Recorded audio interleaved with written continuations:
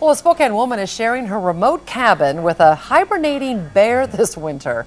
Molly Reynolds' family retreat located on Georgetown Lake. That's about an hour and a half from Missoula, Montana. Even though the bear broke into the residence and trashed the place, Reynolds has decided to let the Bruin make himself at home. Tonight, KXLY4's Jeff Humphrey has borrowed someone else's cabin to show us why.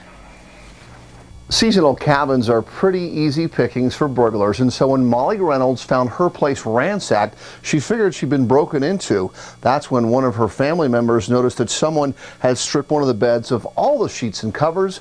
Even the pillows were missing. My sister went up for the New Year's, and she thought someone had broke into the cabin. The funny thing is, even though the place was a wreck, all of Molly's valuables were still there. A quick look around the cabin showed the intruder's point of entry. And that's when Molly's uncle noticed that a trap door leading to a crawl space was ajar. And so when he moved it aside and then used a flashlight to look down in the darkness, he saw a pair of big eyes staring right back at him. We had a bear crawl up through the crawl space of our cabin and took out some pillows and some bedding and took it back underneath the cabin and thought that was a comfortable place for him with the bedding and the pillows. He's been there ever since. Molly, who works as a deputy clerk here in Spokane Superior Court, spent all of her childhood summers at the cabin. She's become very fond of the local wildlife and has decided to let the bear be, at least for now. They just went up and we told them we didn't want to disrupt the bear or have him hurt in any way, but because we don't use the cabin right now, so we just felt there was no need to get him out. Wildlife officials say efforts to relocate hibernating bears in the middle of winter have not been very successful.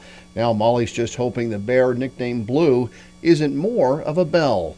Bears don't wake up until most of the snow is melted and they have a better chance of finding something to eat, so it could be several months before Molly and her family had their lakeside cabin all to themselves again.